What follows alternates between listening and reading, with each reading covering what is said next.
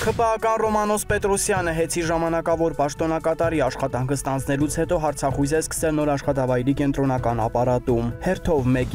աշխատակիցներին իր մոտ է կանչել եւ հետաքրքրվել, թե ինչն է իրենց կապում հեծ նախկին գլխավոր տնօրեն Դավիթ Ղազինյանի հետ, բացի այն, որ եղել է իրենց վերադասը։ Նրանք, ովքեր միամտաբար խոստովանել են իրենց մտերմության, ասենք ուսանողական կամ այլ հարաբերությունների մասին, զրկվել են աշխատանքից։ Ռոմանոս Պետրոսյանն անմիջապես ստորագրել է նրանց ազատման հրամանները։ Առաջին միամիտներից հետո լուրը տարածվել է եւ ոմանք սկսել են թաքցնել ուրանալ Ղազինյանի հետ մտերմությունը։ Պատմում են, որ անգամ նրա սանիկն է չորով հերքել, թե կապ ունի Դավիթ Ղազինյանի հետ ու այդպես մնացել է աշխատելու։ Ըստ ամենայնի Ռոմանոս Պետրոսյանին շատ է դուր եկել իր նոր կարգավիճակը, թվանոց ամսական 5.200.000 դրամ մաքուր աշխատավարձ, որը ստանում է բանտում գտնվող սեփականատիրոջից, անսահմանափակ իշխանություն եւ մարդկանց ճակատագրերը տնօրինելու հնարավորություն։ Նա այժմ հեծի ժամանակավոր կառավարիչն է, բայց ըստ ամենայնի արդեն մտածում է, որ կարող է հեծ գլխավոր տնօրեն աշխատել եւ հիմնավորվել այստեղ։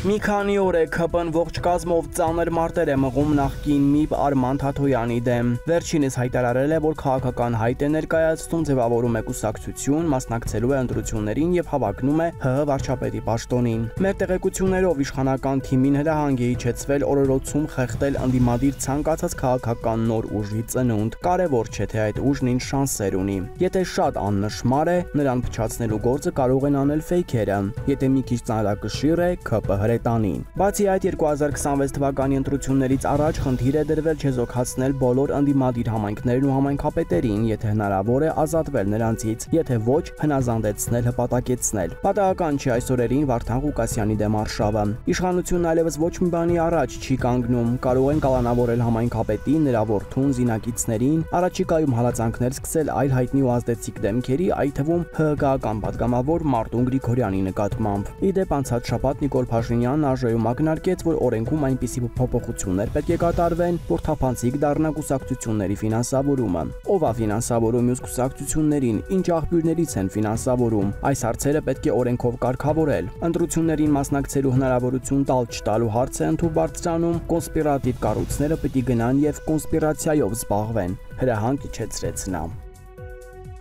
Ողջ օրը ապաշրջափակումից, սահմանային հսկողությունը ժամանակակից տեխնոլոգիաներով իրականացնելուց, հաշտությունից, խաղաղությունից, սահման բացելուց, հարևանների հետ առևտրից խոսող իշխանությունները պարզվում է այդ հնարավորությունները որպես լոզունգ են միայն օգտագործում եւ դրանցից օգտվելու իրավունք միայն իրենց են վերապահում։ Ալիևի ու Էրդողանի հետ ջերմ շփվող Փաշինյանին Հայաստանում սահման անցնելիս ուշի-ուշով ուսումնասիրվում են մարդկանց անձնագրերը, հատկապես այն, թե նրանք Հայաստան ժամանելուց առաջ որ երկրներում են եղել։ Մեզ պատմեցին, որ վերջերս հայ-վրացական սահման անցնելիս Ղազախստանից ժամանած տարեց ամուսիններին մեծ տհաճություններ են պատճառել միայն այն պատճառով, որ կինը վերջերս գործնական այցով եղել է Ադրբեջանում։ Ամուսնուն թույլ են տվել, որ սահմանն անցնի, իսկ կնոջն իսկական հարցաքննության են ենթարկել, երկար պահել, թե ինչու եք մեկնել Ադրբեջան, ինչքան եք մնացել, երբ եք եղել, որտեղ եք եղել եւ այլն։ Այս քաշքշուկից վրդոված մարդիկ, որոնք խմբով Հայաստան գալուց են եղել, իրենց ընկերոջ որդու հարսանիքին մասնակցելու, քիչ է մնացել սահմանից հետ դառնան։ Օտարերկրացի կինը հետո պատմել է, որ Ադրբեջանում իրեն առաջարկած են եղել Շուշի այցելել, ասել է՝ լավ է չհամաձայնեցի։